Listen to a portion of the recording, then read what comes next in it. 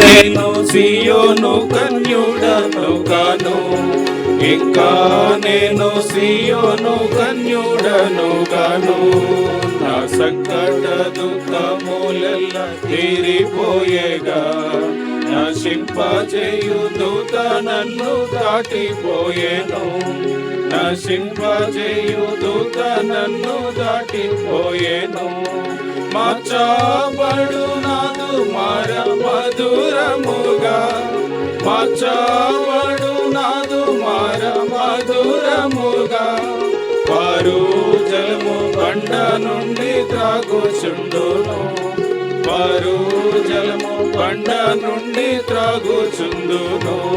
నా సంకట దుఃఖములెల్లా తీరిపోయేగా, నశింపజేయు దూత నన్ను దాటిపోయేను. నశింపజేయు దూత నన్ను దాటిపోయేను. సౌందర్యమయ మగు పరమాకనను, సౌందర్యమయ మగు పరమాకనను. నా నిత్యమైన స్వాస్థ్యమది మాకు చెందదు, నా నిత్యమైన స్వాస్థ్యమది మాకు చెందదు. నా సంకట దుఃఖములెల్లా తీరిపోయేగా, నశింపజేయు దూత నన్ను దాటిపోయేను. నశింపజేయు దూత నన్ను దాటిపోయేను. ఆనందమే పరమానందమే, ఆనందమే పరమానందమే. కనాను జీవితమునకానందమే, కనాను జీవితమునకానందమే. నా సంకట దుఃఖములెల్లా తీరిపోయేగా, నశింపజేయు దూత నన్ను దాటిపోయేను. నశింపజేయు దూత నన్ను దాటిపోయేను.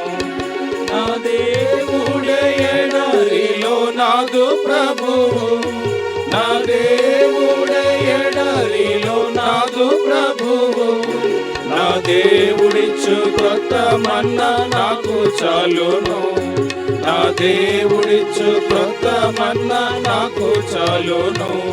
నా సంకట దుఃఖములెల్లా తీరిపోయేగా, నశింపజేయు దూత నన్ను దాటిపోయేను. నశింపజేయు దూత నన్ను దాటిపోయేను. నా యేసు ప్రభువే నా బలము గానము, నా యేసు ప్రభువే నా బలము గానము. నా యేసు ప్రభువే నా రక్షణ. హల్లెలూయా. నా యేసు ప్రభువే నా రక్షణ. హల్లెలూయా. నా సంకట దుఃఖములెల్లా తీరిపోయేగా, నశింపజేయు దూత నన్ను దాటిపోయేను. నశింపజేయు దూత నన్ను దాటిపోయేను. పాట సంఖ్య 584, పాత పాట పుస్తకములో 573, క్రొత్త పాట పుస్తకములో 584.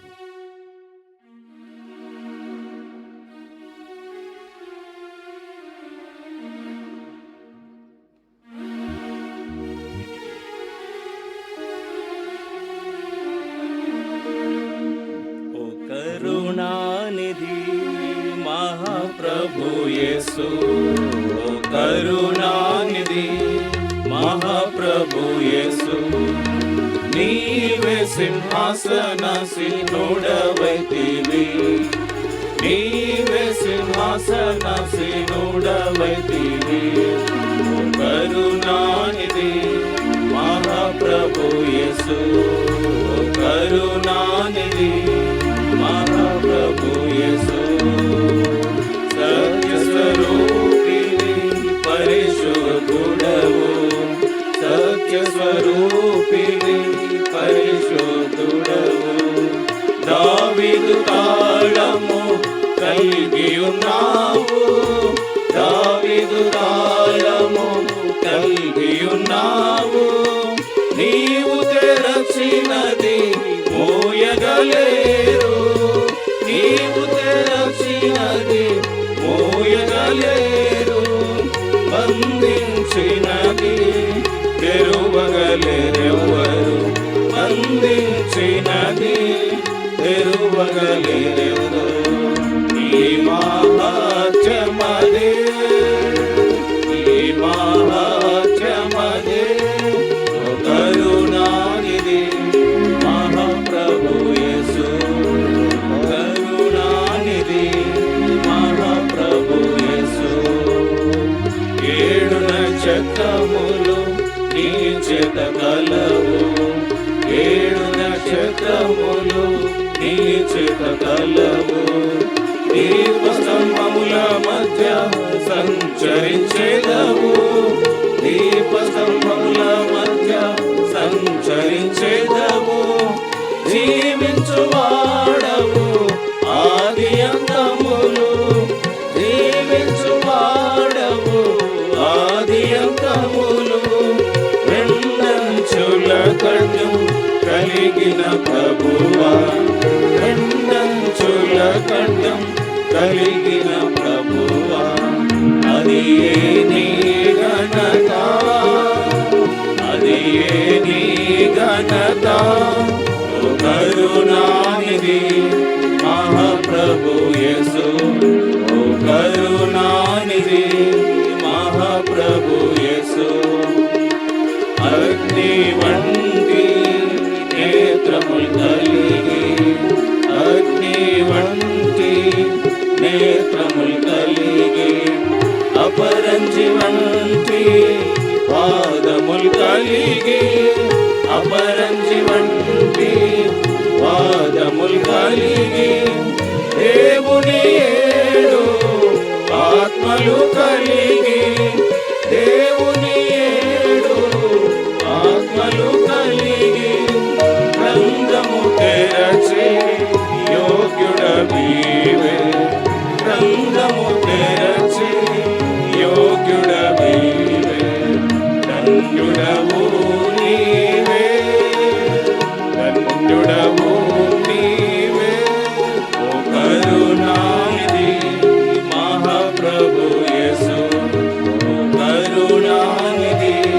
మహాప్రభు యేసు. నమ్మకమైన సత్య సాక్షియు, నమ్మకమైన సత్య సాక్షియు, సర్వ సృష్టికి కర్తయుండి, సర్వ సృష్టికి కర్తయుండి, నీతిమంతుడు బహు జ్వాలామయుడు, నీతిమంతుడు బహు జ్వాలామయుడు, దీర్ఘశాంతుడు శక్తిమంతుడు, దీర్ఘశాంతుడు శక్తిమంతుడు, ఆమేన్ అనువాడు, ఆమేన్ అనువాడు, కరుణానిధి మహాప్రభు యేసు, కరుణానిధి మహాప్రభు యేసు. ఎల్లరూ ప్రభుని స్తుతించెదరు, ఎల్లరూ ప్రభుని స్తుతించెదరు, సాగిల పడెదరు కృతజ్ఞులై, సాగిల పడెదరు కృతజ్ఞులై, ఆశ్చర్య క్రియలు చేసితివంచు, ఆశ్చర్య క్రియలు చేసితివంచు, ప్రభువా నీవే అగమ్యుడవంచు, ప్రభువా నీవే అగమ్యుడవంచు, నిన్ను కొనియాడెదము, నిన్ను కొనియాడెదము, కరుణానిధి మహాప్రభు యేసు, కరుణానిధి మహాప్రభు యేసు.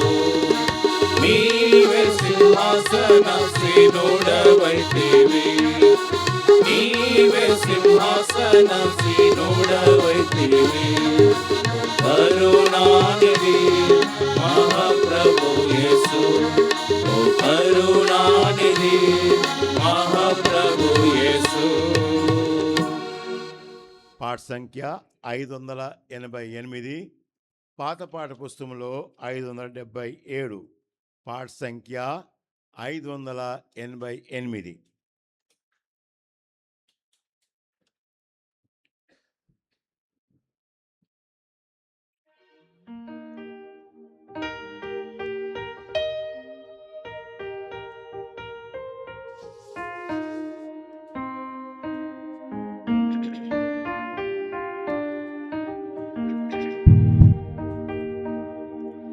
ప్రీతిగల మన యేసు ఎంతో గొప్ప మిత్రుడు, నీతి లేని దయచేత అత్తుచు ప్రేమించును. క్రీస్తు నొద్ద మన భారా మంతనప్పగించినన్, శక్తి గల యేసు చేత మోతలెల్ల వీడును. నీతి గల మన యేసు మృతి గల మిత్రుడు, మృతి పొంది కృపతో శాంతి కలిగించెను. వీరి నొందు పాపులైనా చింతాక్రాంతులైనను, క్రీస్తు యొక్క దీప్తి చేత గతి చూతురు. దయగల మన యేసు ప్రియమైన మిత్రుడు, మాయలోకమందు నీడ ఛాయుడై కాపాడును. మాయ దుఃఖ శ్రమలాది మోయరాని బాధలను జయమొప్పనొచ్చి యేసు స్థాయి వృద్ధి చేయును. ధరణిలో యేసుగాక పేరు గొప్ప మిత్రుడా, పరలోకమందు నింకా పరమరక్షకుడా. నరులను గావవేగా క్రూర హింస పొందుచు, కరుణించి నిలిచే ప్రతి ప్రార్థనలకించును.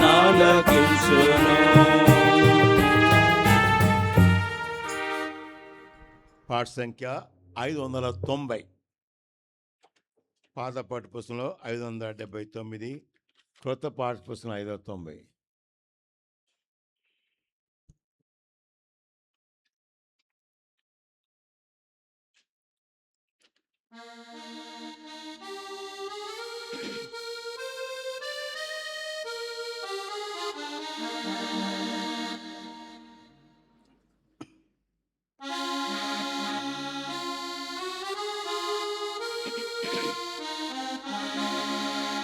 ఓ ప్రార్థన సుప్రార్థన నీ ప్రభావంబు మరతునా, నా ప్రభువున్ ముఖాముఖిన్ నీ ప్రాణుతింతు నీ ప్రభున్, నా ప్రాణమా సుప్రార్థన నీ ప్రేరణంబు చే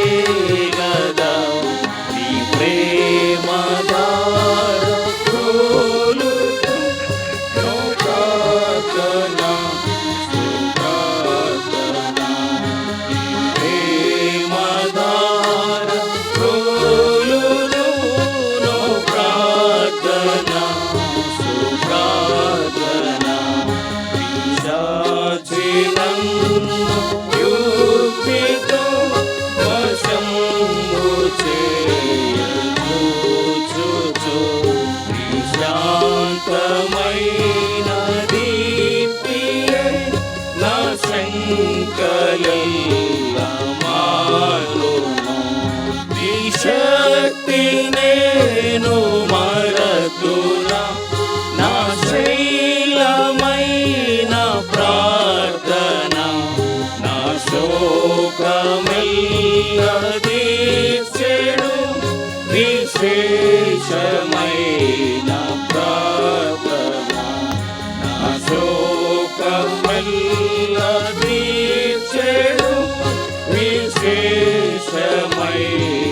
ప్రార్థన.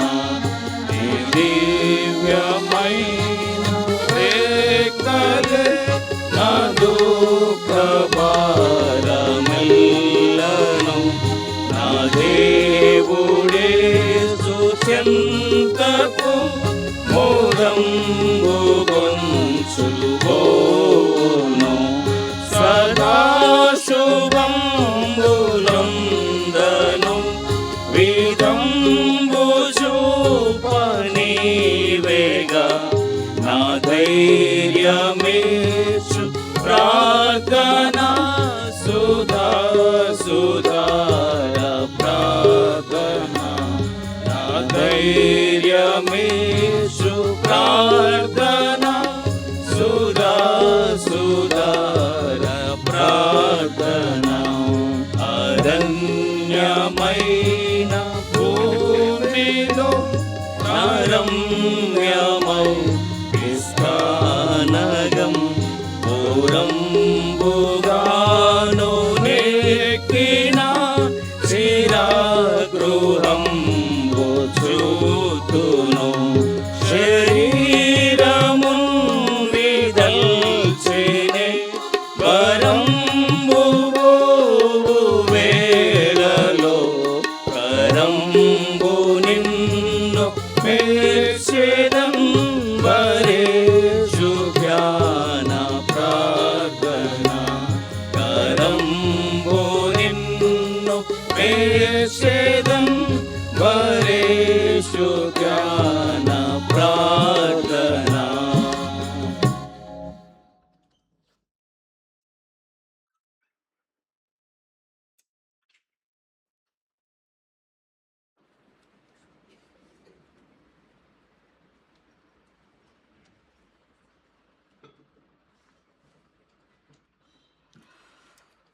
బైబిల్ పల్లె వాడుకుందాం.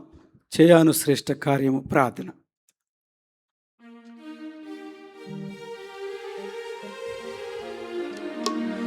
చేయాను శ్రేష్ఠ కార్యము ప్రార్థన, చేయాను శ్రేష్ఠ కార్యము ప్రార్థన.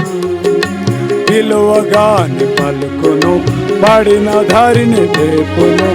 ఓ చేయాను శ్రేష్ఠ కార్యము ప్రార్థన, చేయాను శ్రేష్ఠ కార్యము ప్రార్థన, చేయాను శ్రేష్ఠ కార్యము ప్రార్థన. కొదువగాని చేసిన సరిగా బదులు దొరకదు. ఓ చేయాను శ్రేష్ఠ కార్యము ప్రార్థన. మన ప్రార్థన కొరకై పేతురు రాసిన పత్రిక, మొదటి పేతురు రాసిన పత్రిక 4వ అధ్యాయం. 1 Peter chapter 4 verse 7. All together ready. మొదటి పేతురు రాసిన పత్రిక 4వ అధ్యాయం 7వ వచనం అందరం కలిసి చదువుకుందాం. అయితే అన్నిటి అంతము సమీపమైనది కాగా మీరు స్వస్థ బుద్ధి గలవారై ప్రార్థనలు చేయుటకు మెలకువగా ఉండుడి. చాలు. తర్వాత మొదటి తిమోతి రాసిన పత్రిక 2వ అధ్యాయం. 1 Timothy chapter 2 verse 1 and 2. మొదటి తిమోతి రాసిన పత్రిక 2వ అధ్యాయం మొదటి 2 వచనాలు అందరం కలిసి చదువుకుందామండి. మనము సంపూర్ణ భక్తియు మాన్యతయు కలిగి నెమ్మదిగాను సుఖముగాను బ్రతుకు నిమిత్తము అన్నిటికంటే ముఖ్యముగా మనుషులందరి కొరకును రాజుల కొరకును అధికారుల కొరకును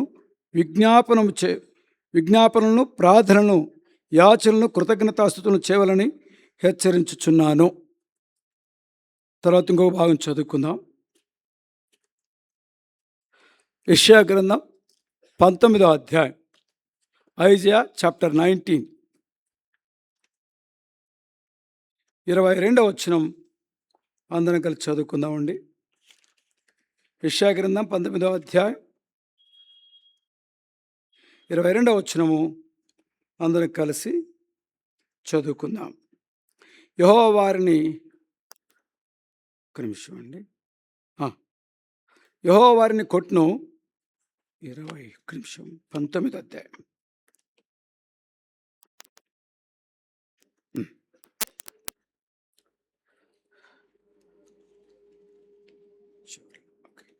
ఆ దినమున ఐగుప్తు దేశం మధ్యను యెహోవాకు ఒక బలిపీఠమును దాని సరిహద్దున వద్దకు యెహోవాకు ప్రతిష్ఠమైన ఒక స్తంభమును ఉండును.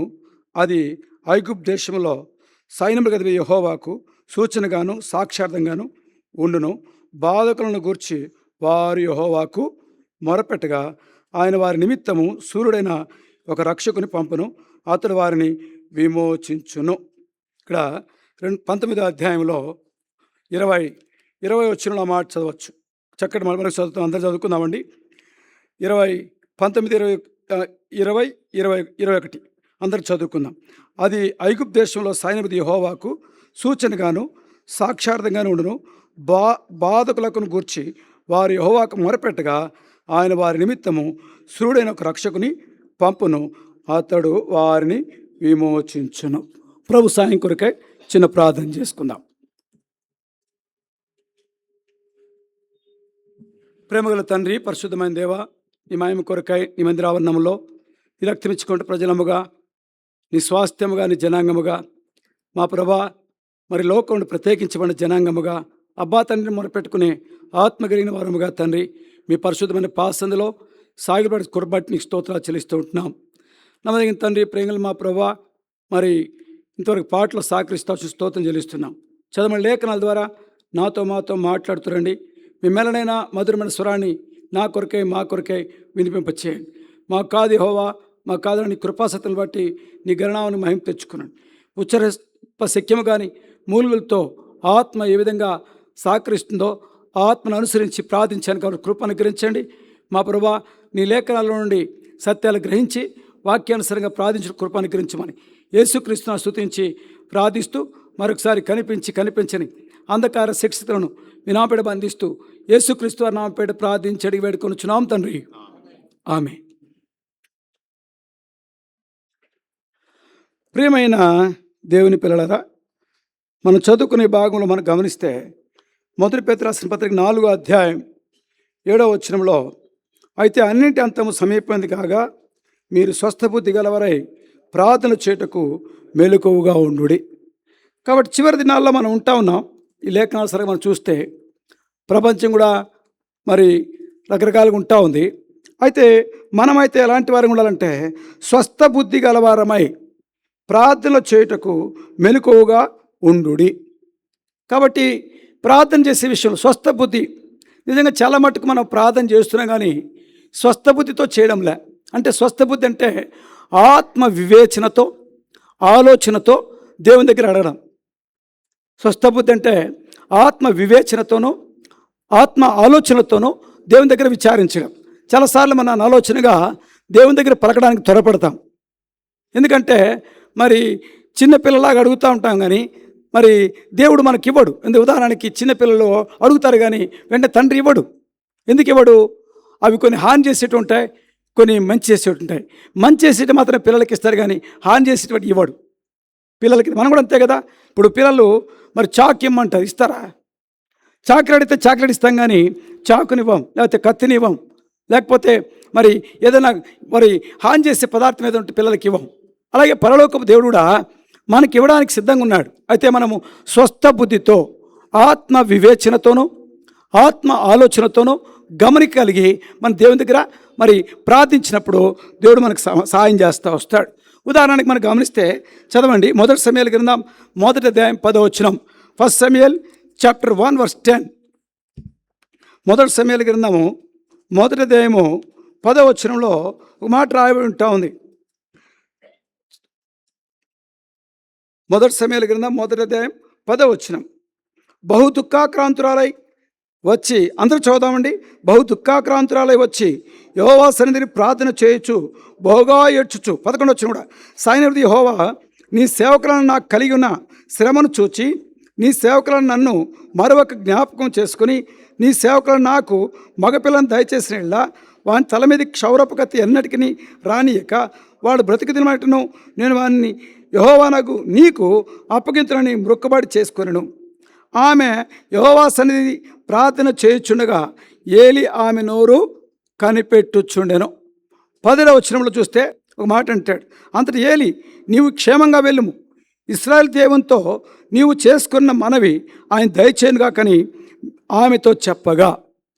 కాబట్టి ప్రేమ దేవుని బిళ్ళారా, దేవుని వాక్యం మనం గమనిస్తే మరి హన్నా మొదట ప్రార్థన చేస్తూ వచ్చింది. ఏటేటా దేవుని ఇంటికి వచ్చి వెళ్తూ ఉంది, కానీ అయితే ఏటేటా దేవుని దగ్గరికి వెళ్తూ ఉంది, కానీ పెనినా మీద మరి ఇది పడతా ఉంది, అసూయ పడతా ఉంది. భర్త మీద కూడా కొంచెం ఇసుక్కుంటా ఉంది. ఎందుకు కారణం అంటే మరి ఆమెకున్నది ఏంటంటే అది చిన్నది కదా, మరి ఈయన ఆ మాట వింటున్నాను అనుకుంటా. ఆయన అంటాడు పాపం, మరి అనేక మంది పిల్లకంటే నేను ఇది కాదా నీకు అని చెప్పి మాట్లాడుతూ వచ్చినప్పుడు కూడా అప్పుడు గ్రహింపు రాల. అది తర్వాత ఆమె గుర్తిరిగింది, ఆత్మతో వివేచించింది, ఆత్మ సంబంధమైన ఆలోచన కలిగి ఉంది. ఎట్టి దినాల్లో, భయంకర దుర్దినాలలో నిజంగా ఏలి కుమారులు బహు దుర్మార్గులు వింటూ ఉన్నారు, బహు పాపులు వింటున్నారు. ఆ దినాల్లో బహు వివేచన కలిగి, ఆత్మ వివేచన కలిగి, ఆత్మ సంబంధమైన ఆలోచన కలిగి దేవుని దగ్గర ప్రార్థన చేస్తూ ఉంది.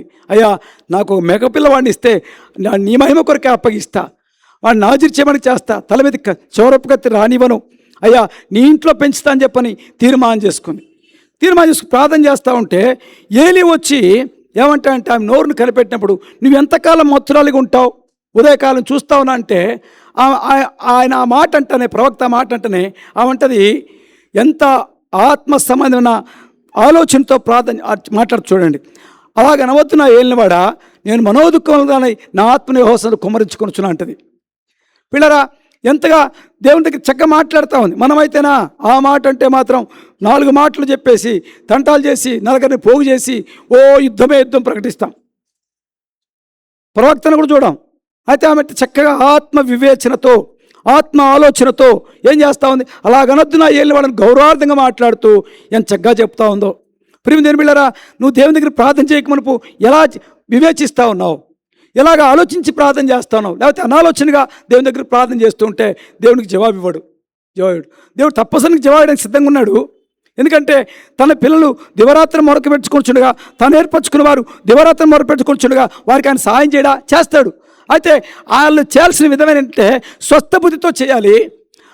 స్వస్థ బుద్ధి అనగానే ఆత్మ వివేచనతోనూ మరి ఆత్మ సంబంధమైన ఆలోచన కలిగి ప్రార్థన చేసేవారు ఉండాలి. ఇప్పుడు అక్కడికి ప్రార్థన చేసింది హన్నా, దేవుని సన్నిధిలో ఆత్మ వివేచనతో కనిపెట్టింది, చక్కటి ఆలోచనతో దేవుని దగ్గర పొందుకుంటా ఉంది. ప్రవక్త దగ్గర కూడా సెలవు తీసుకుంటా ఉంది. అప్పుడు వెంటనే ప్రవక్తని ఏలి అంటాడు, ఏమంటాడు చూడండి, నువ్వు క్షేమంగా వెళ్ళుము, నీవు యెహోవాతో చేసుకున్న మనవి ఆయన ఆలకించునుగాక అని చెప్పింది మాట చాలా విప్పడింది. అంతటా ఏలి నీవు క్షేమంగా వెళ్ళుము, ఇశ్రాయేలు దేవునితో నువ్వు చేసుకున్న మనవిని ఆయన దయచేయునుగాకని ఆమెతో చెప్పగా ఆమంటది 18వ వచనం, ఆమె అతనితో నీ సేవకులను నేను నీ దృష్టి కృపణుగాక నేను.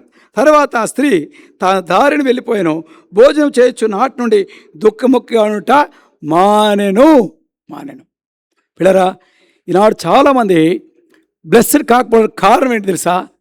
భౌతికం కానీ ఆత్మీయం కానీ నిజంగా చెప్పాలంటే ఈ ఆత్మ వివేచన లేకపోవడమే, స్వస్థబుద్ధి కూడా ప్రార్థన జీవితం లేకపోవడమే.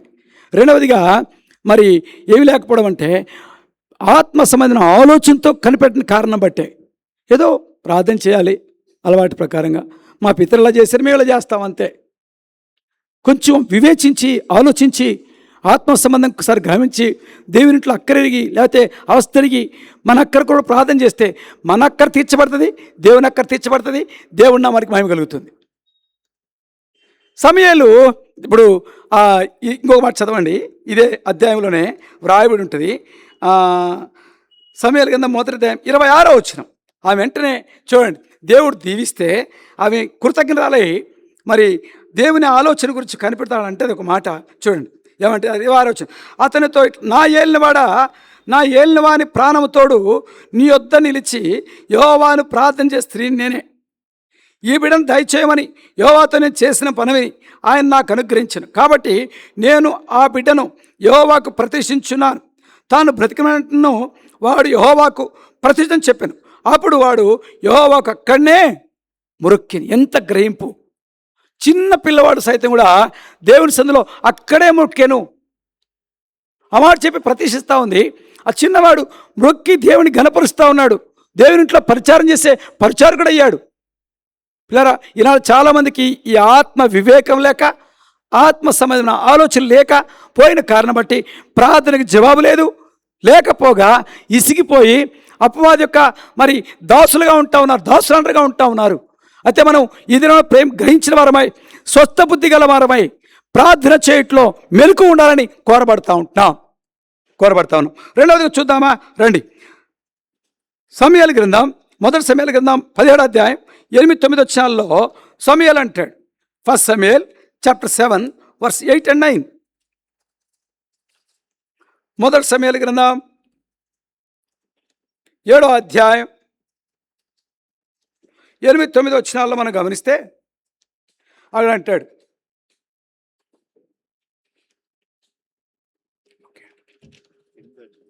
8వ వచనం 9వ వచనం, 7వ అధ్యాయం 8వ వచనం 9వ వచనం మనం గమనిస్తే ఒక మాట అంటాడు. చదువునా, మన దేవుడైన యెహోవా ఫిలిష్తీయుల చేతిలో నుండి మనల్ని రక్షించినట్లుగా. అమ్మా మీరు కొంచెం ఆగండి రా, దూరం కూర్చోతావాడు. ఇంక పోయి అంగా ఫోన్ దగ్గర పోయి దగ్గరికి రావాలి, చదివేవాళ్ళు వాళ్ళు రోజు లేపు ముందుకు రావాలన్నా ప్రార్థనకు వీలగినట్లుగా సహకరించాలా. ఒకసారి చెప్పిన తర్వాత రెండోసారి చెప్పించుకోకూడదు. చదువు నేను. మన దేవుడైన యెహోవా నువ్వు ఫిలిష్తీయుల చేతిలో నుండి మనల్ని రక్షించినట్లుగా మా కొరకు ఆయన ప్రార్థన చేయటం మానవద్దని సమూయేలు వద్ద మనవి చేసిరి. సమూయేలు పాలు విడవని గొర్రెపిల్లను తెచ్చి యెహోవాకు సర్వాంగ బలిగా అర్పించి ఇశ్రాయేలు పక్షమున యెహోవాను ప్రార్థన చేయగా యెహోవా అతని ప్రార్థన అంగీకరించెను. కాబట్టి ఇక్కడ హన్నా ప్రార్థనలకు ఇస్తా ఉన్నాడు. స్వస్థ బుద్ధితో సమూయేలు దాను మొదలుకొని బెర్షెబా వరకు ప్రవక్తగా స్థిరపడిన తర్వాత అతను ప్రార్థన చేస్తున్నప్పుడు మరి దేవుడు అతని ప్రార్థనలకు ఇస్తా ఉన్నాడు. ఫిలిష్తీయుల చేతిలో ఉండి తాము తప్పించబడాలని ఇశ్రాయేలు అందరూ వచ్చి ప్రార్థన చేసినప్పుడు నిజంగా మరి పాలు విడని గొర్రె పిల్లను అతను బెదిరించి మహిమ కొరకే ప్రార్థించినప్పుడు అతని మొర ఆలకిస్తా వచ్చాడు.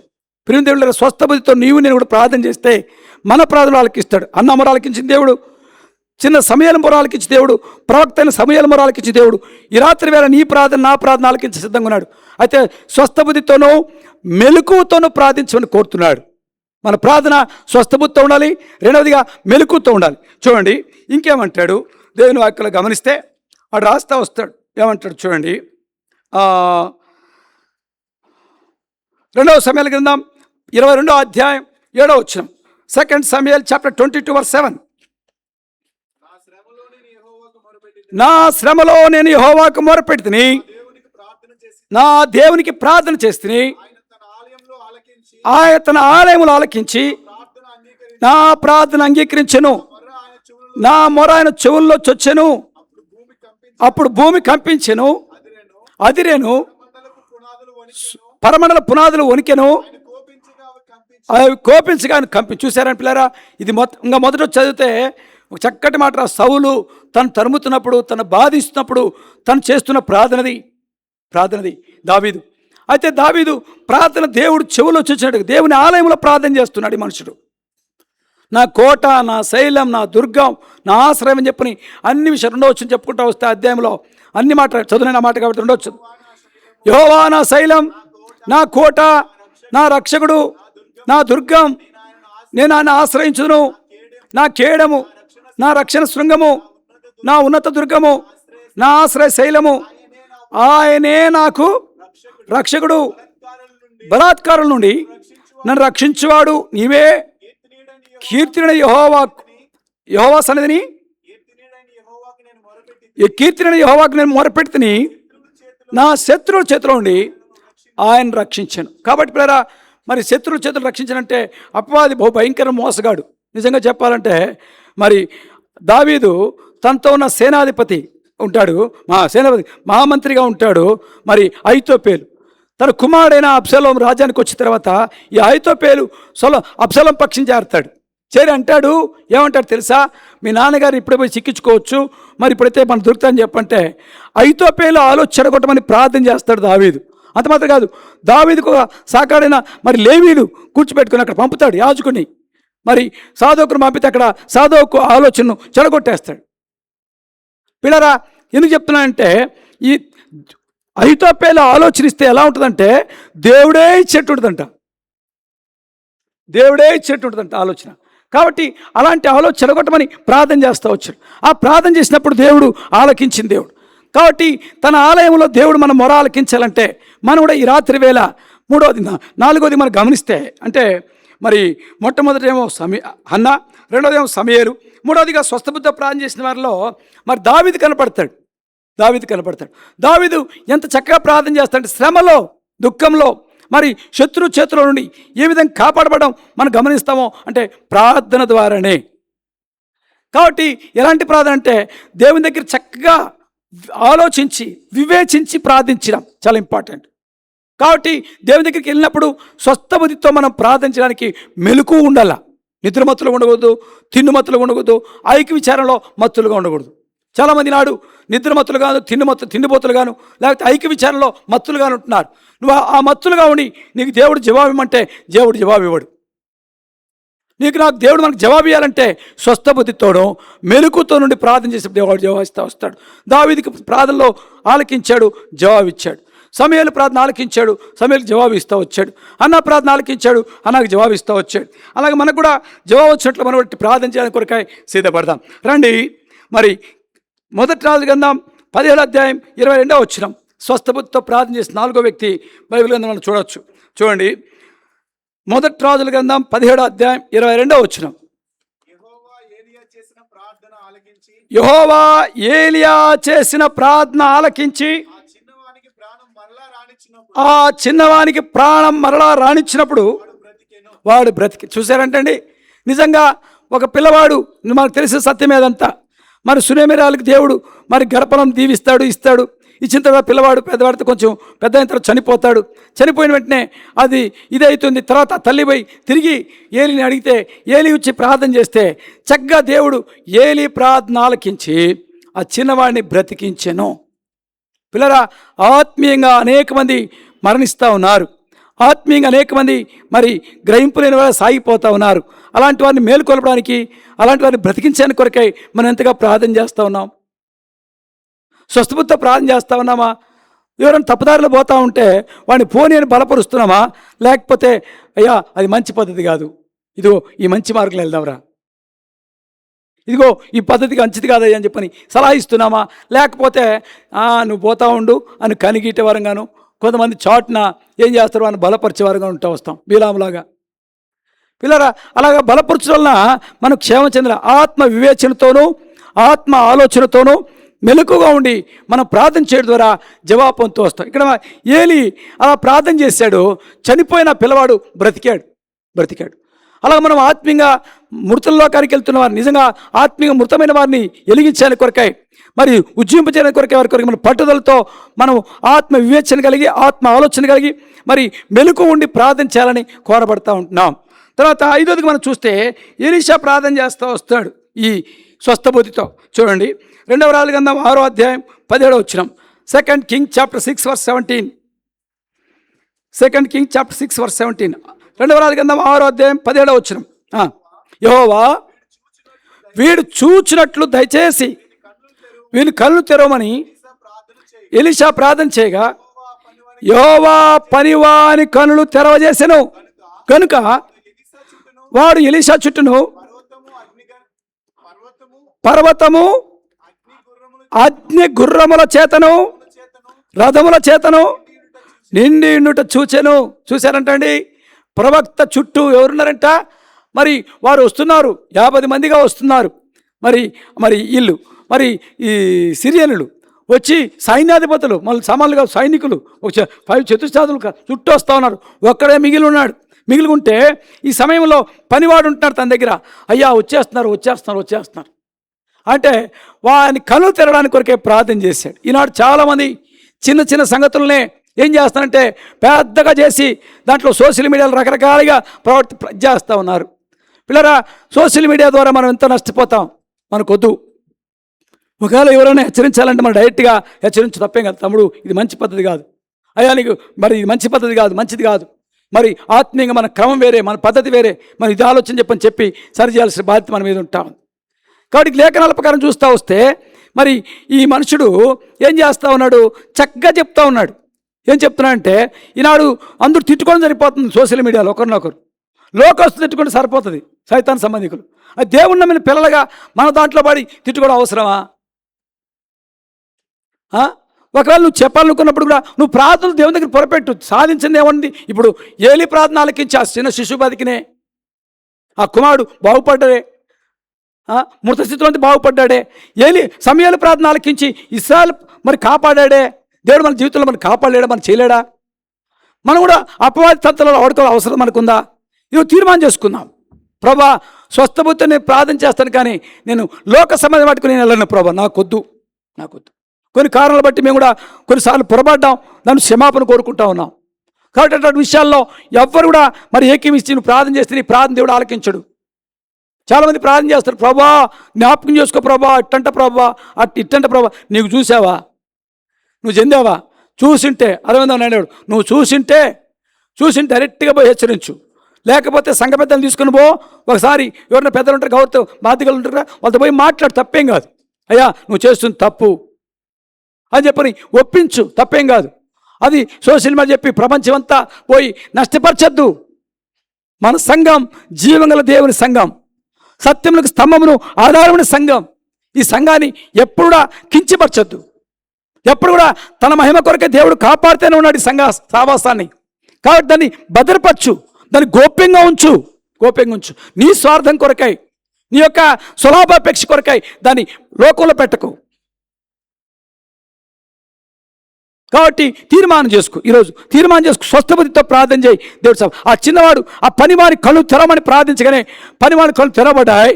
తెరవబడిన తర్వాత ఎంత గొప్ప కంటే వారందరిని తీసుకెళ్ళి మరి సోమ్రోన్లో మరి ఇశ్రాయేల్ రాజుకు అప్పగిస్తే ఆ రాజు అంటాడు, ఇశ్రాయేల్ రాజు సోమ్రోన్ రాజు అంటాడు, ఏమంటాడు, వీళ్ళు చంపుతున్నా అంటాడు. అరే మరి చెనగొని వచ్చిన వారిని నువ్వు చంపుతావా? వద్దు, వారికి ఆహారం పెట్టు. ఎంత మంచి సందర్భం తెలిసి పిల్లరా. స్వస్థ బుద్ధి అంటే ఇలాంటి ప్రార్థన జీవితం అండి. ఆత్మ వివేచన, ఆత్మ ఆలోచన, మెలకు ఉండి ప్రార్థించిన ఇది. కొంచెం ఆలోచించు. వెంటనే ఏం చేస్తారు కొంతమంది, కొన్ని చూసిన వెంటనే తీర్పు తీర్చేస్తారు. ఆ వ్యక్తి ఎట్లున్నాడు, ఏ స్థితిలో ఉన్నాడు, ఏ కారణం బట్టి ఉన్నారు. కొంతమందికి అయితే ఇంకేకంగా వాళ్ళకి బుద్ధి, అది ఏం బుద్ధి అంటే అంతగట్టేసి తంటాలు పెట్టి తమా చూస్తూ ఉంటారు. చాలా జాగ్రత్తగా ఉండాలి. ఆత్మీయత, అరే దేవుని శాసనం ఏ మనసుతో ఉన్నాడు, ఆ మనుషుడు ఏ స్థితిలో ఉంటాడు గమనించలేవా? ఎందుకు అలా ప్రవర్తిస్తూ వస్తావు? కాబట్టి నువ్వు ప్రార్థన చేయకమునుపు మరి దేవుని వాక్య ప్రకారంగా 2వ రాజుల గ్రంథం 6వ అధ్యాయం 10వ వచనం ప్రకారంగా ఆ ఎలీషా మరి మనం గమనిస్తే ఇక్కడ చూడండి, ఎలీషా గురించి ఒక మాట చెప్తారు. 2వ రాజులు 6:17 చదువు, మనకు చదువునైనా. యెహోవా వీడు చూచినట్లు దయచేసి వీని కనులు తెరువమని ఎలీషా ప్రార్థింపగా యెహోవా పనివాని కనులు తెరవజేసెను. కనుక వాడు ఎలీషా చుట్టూను పర్వతము అగ్నిగుర్రముల చుట్టూ అగ్నిగుర్రముల చేత రథముల చేతను నిండి ఉంటే చూచాను. కాబట్టి చూడాలి. అట్లా కళ్ళు తెరవట్లు మనం ప్రార్థన చేసేవారు ఉండాలి. అలాంటి వారు ఎవరైనా ఉంటే వారు కళ్ళు తెరవట్లు మనం ప్రార్థన చేసేవారు ఉండాలి. అలాంటి ప్రభావాన్ని మనం నింపేటట్లు ఉండాలి. దాని కొరకే స్వస్థ బుద్ధితో మనం మెలకు ఉండి ప్రార్థన చేయాలని కోరుతున్నాం. ఆ పవర్ఫుల్ ప్రేయర్ నిజంగా చెప్పాలంటే భక్సింగ్ గారు అలాంటి ప్రార్థనా జీవితం కలిగి ఉంటా వచ్చాడు.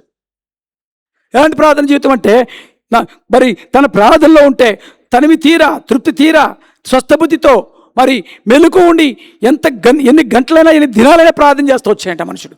నిజంగా ఆ దైవజనుడు అన్ని గంటలు ప్రార్థన చేస్తూ వచ్చి కారణం బట్టే ఈనాడు మనం ఇట్టుంటా ఉన్నాం. ఇప్పుడు ఉన్నారు కాదనడంలే. అయితే మరి స్వస్థ బుద్ధితో మరి మెలకు ఉండి ప్రార్థన చేయాలని కోరబడతా ఉంటున్నాం. మరి ఇతర కళలు తెరవనట్లు మరి ప్రార్థన చేయాలి.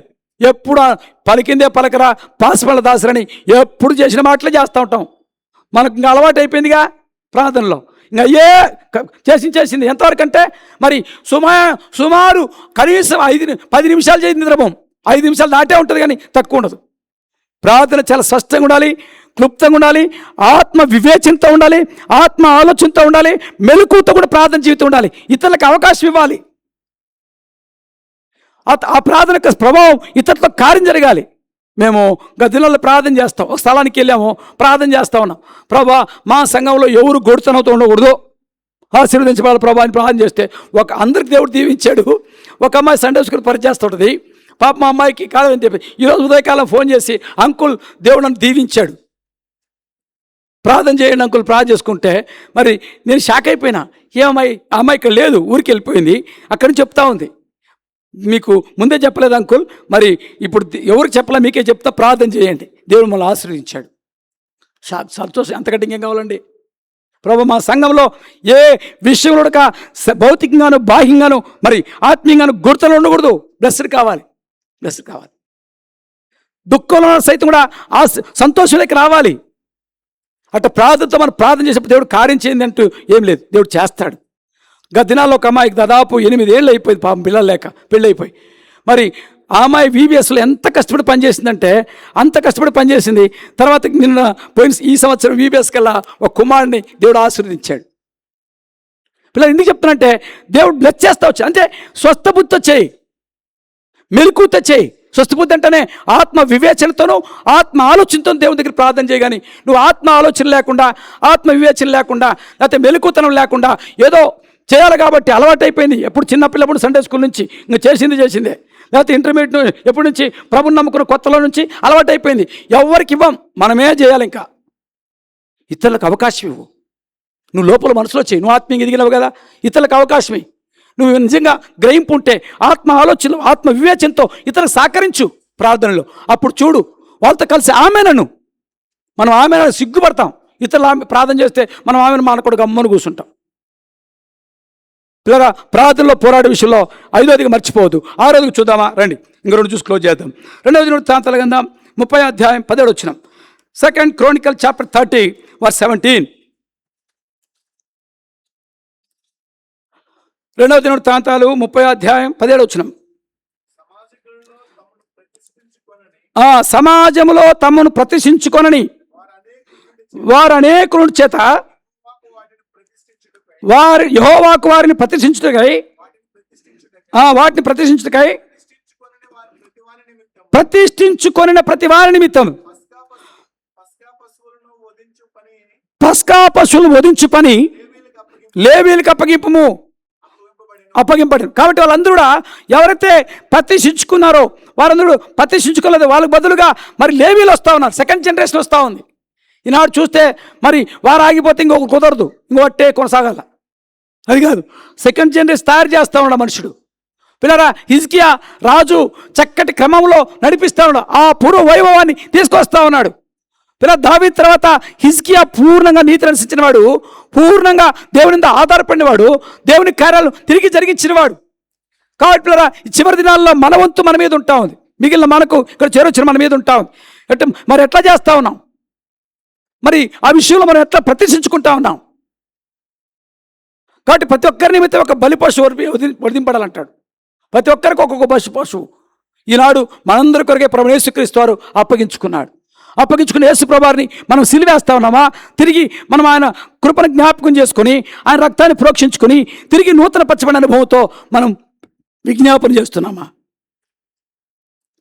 ఈ రాత్రి వేళలో మరి తిరిగి రక్తాన్ని ప్రోక్షించుకొని తిరిగి కడుక్కొని ఒకవేళ ఏదైనా బలితో చిక్కుబడి పడిపోయి ఉంటే తిరిగి సమకూర్చబడి ప్రభుకు అప్పగించుకొని ప్రార్థన చేయి, స్వస్థబుద్ధితో ప్రార్థన చేయి, మెలకువతో ప్రార్థన చేయి. ప్రభు తప్పనిసరిని కనిస్తాడు, కనికరిస్తాడు, జ్ఞాపకం చేసుకుంటాడు, తిరిగి ఆ మోసంలోంచి విడిపిస్తాడు. చివరికి చూద్దామా రండి. నెహెమ్యా గ్రంథం 1వ అధ్యాయం 6వ వచనం. నెహెమ్యా పుస్తకం 1వ అధ్యాయం 6వ వచనం. Nehemiah chapter 1 verse 6. నీవు చెవియొగ్గి నీ నేత్రములు తెరిచి నీ సన్నిధిని దివారాత్రము ఇశ్రాయేలు పక్షంగా నేను చేయి ప్రార్థన అంగీకరించుము. నీకు విరోధముగా పాపం చేసిన ఇశ్రాయేలు కుమారుల దోషమును నేను ఒప్పుకొనుచున్నాను. నేను నా తండ్రి ఇంటి వారును పాపం చేస్తున్నాము. కాబట్టి మూడంతలుగా ప్రార్థన చేస్తున్నాడు స్వస్థబుద్ధితో నెహెమ్య. అందుకే దేవుడు ఆ రాజుకు మంచి బుద్ధి పుట్టించాడు. ఎందుకంటే మరి మొట్టమొదటిగా ఇశ్రాయేలు కుమారుల యొక్క దోషాన్ని ఒప్పేసుకుంటా ఉన్నాడు. కాబట్టి మనం కూడా ఎవరైనా పొరపాటు సరైన గ్రహింపు లేక తప్పుదారిలో ఉంటే వారికి ఏం చెప్పాలా? వారి దోషాన్ని మనం ఒప్పుకొని వారిని సమకూర్చుకునే వారికి ఉండాలా. మన ప్రార్థనలో చాలామంది వేషధారంతో చేస్తారు, పైకి మాత్రం, లోపల మాత్రం ఎప్పుడు పోతాడా ఎప్పుడు చేస్తాడని ఉంటారు. అదొద్దు. స్వస్థబుద్ధ ప్రార్థన అంటే వారి పాప భారమును మనం భరించేవారి వల్ల భరించి తర్వాత వారికి విడుదల కలిగినట్లుగా చూడాలి. అప్పుడు దేవుడు కార్యం చేస్తాడు. తర్వాత నేనును నా తండ్రి ఇంటి వారిని పాపం చేశాను. ఇశ్రాయేలు కుమారు దోషం ఒప్పుకుంటా ఉన్నాడు. తర్వాత రెండవదిగా నేనును నా తండ్రి ఇంటి వారిను వారి పాపాలు ఒప్పుకుంటా ఉన్నాడు. అప్పుడే దేవుడు స్వస్థబుద్ధితో ప్రార్థన చేయడం ఇదేనమాట. అప్పుడు దేవుడు కార్యం చేశాడు. పడిపోయిన ప్రాకారాన్ని కట్టడానికి తిరిగి జ్ఞాపకం దేవుడు వాడుకున్నాడు నెహెమ్యా అని. ఈ రాత్రి వేళలో నిన్ను కూడా మరి నీ కుటుంబ వ్యవస్థలో పడిపోయిందా ప్రాకారం, రక్షణ ప్రాకారం? లేకపోతే నీ వ్యక్తిగత జీవితంలో పాడైపోయిందా? లేకపోతే సంఘ జీవితంలో మరి పతనమైపోయిందా? దాన్ని తిరిగి కట్టడానికి కొరకై నువ్వు ప్రతిష్ఠించుకోవాలి. ఇలా చేస్తే తప్ప మనం ప్రతిష్ఠించుకోలేము. ఎట్లా అంటే తప్పదు. గోడ కట్టడం బక్సంగా రాస్తారు. కట్టు అనే బుక్లో ఏ రాస్తారంటే మనం కట్టుదాము రండి, 10 మిక్కిలు గొప్పది, మనం కడుదాము రండి అని చెప్పి అంటున్నాం. కానీ దాని కొరకై ఏం చేయాలా? మనం ప్రతిష్ఠించుకోవాలా. మన ఇశ్రాయేలు యొక్క పాపదోషాన్ని ఒప్పుకుంటున్నారు. తర్వాత తన తండ్రి ఇంటి వారును నేను నా ఇంటి వారును తండ్రి ఇంటి వారును పాపం చేసే యథార్థంగా ఒప్పుకున్న కారణం బట్టి దేవుడు కనికరించి ఎంత విస్తారమైన గోడ, ఆ గోడ పడిపోయిన గోడని ఒక రాయి మనం ఎత్తిపెట్టినప్పుడైతే ఆ బలవంతుని నిజంగా చెప్పాలంటే ఎంత చక్కగా కట్టారంటే దాన్ని ఎంతో రాత్రి మగళ్ళు మేలుకొని దాన్ని కట్టి పూర్తి చేశారు. మనకు ఆ చింత ఉందా? ఎవరైనా రక్షణలో ఉండి పడిపోయింటే వారిని సమకూర్పు కొరకే ప్రార్థన చేస్తున్నామా? ఇంకా వాళ్ళ మీద రాళ్ళేసి వారు తప్పుడు దానిలో పోవడానికి ఇంకా వారిని బలపరుస్తున్నామా? మనం హేతువవుతున్నామా? వారిని సమకూర్చానికి కొరకై, వారిని కదిలించడానికి కొరకై, ఒకవేళ చెడుగులో ఉంటే వారిని సమకూర్చానికి కొరకు మనం ప్రయత్నం చేస్తున్నామా? లేకపోతే వారిని ఇంకా రాళ్ళేసి కెద్రోణ వాగులో ఆ కాలం కదా చంపినట్టు ఇంకా చంపేస్తున్నామా? ప్రాకారం పడిపోయినట్టే ఉంది, కానీ తిరిగి కట్టకుండా మనం నిర్లక్ష్యంగా ఉంటున్నాయేమో. ఈరోజు తీర్మానం చేసుకుందాం. ప్రభా, మరి స్వస్థబుద్ధి గల వరమై మెలకువని ప్రార్థన చేయమన్న మాట మీద మీరు నాతో మాట్లాడుతూ వచ్చారు. అన్న ప్రార్థన ఆలకించారు. అన్న స్వస్థబుద్ధ ముందేమో అసూయతో ఉంది, మరి పెనిన మీద కోపంతో ఉంది, భర్త మీద కూడా ఎల్కానా మీద కూడా మరి కోపంతో ఉంటుంది, కానీ తనకు ప్రార్థన జవాబు రాలేదు. తర్వాత ఏటేటా దేవునికి వస్తాను కానీ జవాబు లేదు. ఎప్పుడైతే సరైన గ్రహింపుతో నీ ఇంటికి వచ్చి స్వస్థబుద్ధితో వచ్చిన సందులో ప్రార్థన చేసిందో ప్రభా, ఆ ప్రార్థనలకించి కుమారుని ఇచ్చావు. అంత మాత్రమే కాదు, ఆ కుమారుడు కూడా మరి దేవుని ఇంట్లో భయంకర దుష్టుల మధ్యలో నీ మహిమ కొరకై మరి సేవకుడుగా పరిచి దాని ముందుకు బేర్షెబకు సిద్ధపడి ఇశ్రాయేలు పక్షంగా ప్రార్థన చేసే శత్రు చేతులు కాపాడే ప్రయోజకుడయ్యాడు. కాబట్టి నా ప్రార్థనలకి నన్ను జ్ఞాపకం చేసుకోయ్యా, నన్ను కనికరించు ప్రభువా అని మనం కూడా అప్పగించుకుందాం. తర్వాత దావీదులాగా, తర్వాత మరి ఏలీలాగా, మరి తర్వాత ఎలీషాలాగా, తర్వాత దేవుని వాక్యం హిజ్కియాలాగా దేవుని వాక్యం మనం చూస్తూ వచ్చాం. మరి అంత మాత్రం కాకుండా నెహెమ్యాలాగా, ఏడవదిగా మరి పడిపోయిన ప్రాకారాన్ని తిట్టపరచడానికి కొరకై, దాన్ని బాగు చేయడానికి కొరకై కంకణం కట్టుకుని ఎన్ని శత్రువుల ప్రయత్నాలు, 3 విధాల శత్రువులు, టోబియా, సన్నబల్టు, గెర్షోం అనేవాడు, ఈ ముగ్గురు ఎంత భయంకరులు అంటే వారు అమ్మోనియుల నుంచి మోయాబు నుంచి వచ్చే సంతతి వారు. వాళ్ళు ఏం చేస్తారంటే వీళ్ళ పిల్లలతో మరి ఈ ఇశ్రాయేలుతో దేవుని పిల్లలతో మరి సంపర్కం చేసి పిల్లల్ని పెళ్లి చేసుకొని అక్కడ స్థిరపడిపోయినవారు. మేము కూడా యూదులమే అంటున్నారు, మేము యూదులు అంటారు. బహు భయంకర పరిస్థితి. ఆ పరిస్థితుల్లో ఎంతగా మరి నెహెమ్యా ప్రార్థన చేశాడు చూడండి, వారిపైన ఎంత విజయం పొందాడు.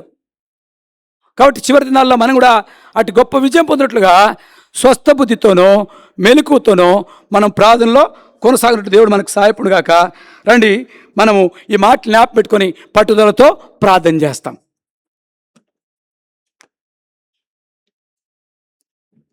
ఒక హెచ్చరిక.